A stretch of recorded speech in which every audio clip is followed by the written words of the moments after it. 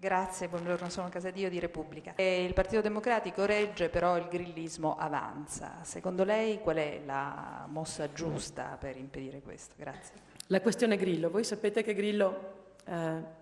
con Grillo c'è un dialogo, nel senso che io sono stata premiata da lui come primo sindaco a 5 Stelle d'Italia nel 2007.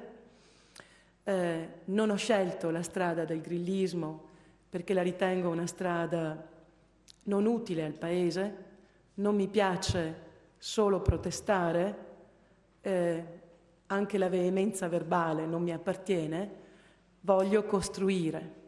Ma io dico che le cose che dice Grillo, in parte, quantomeno in parte rilevante, sono cose che noi non possiamo non ascoltare e di cui non possiamo non farci carico, perché lui dà voce a una parte della popolazione che evidentemente non si sente rappresentata e vorrei dire che ne comprendo pienamente le ragioni.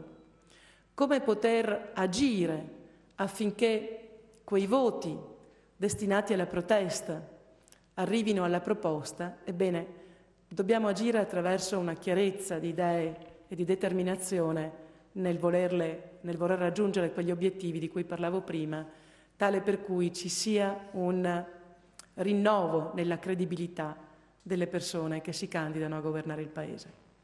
E da questo punto di vista io credo, e parlo della Sicilia, che il tema del grillismo, che oggi in Sicilia ha fatto diventare questo il primo partito, possa essere anche un richiamo forte, un dialogo a quelli che si sono candidati per rendere evidenti i mali della Sicilia di oggi.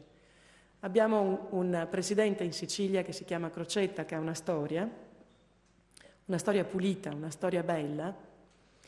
Io vorrei che vi fosse dialogo tra coloro che sono stati eletti con i grillini e questa realtà di governo della Sicilia, perché forse la Sicilia può cambiare se tutti lasciamo da parte un po' del nostro orgoglio politico e ci mettiamo insieme per riuscire a riparare davvero questo pezzo di Paese.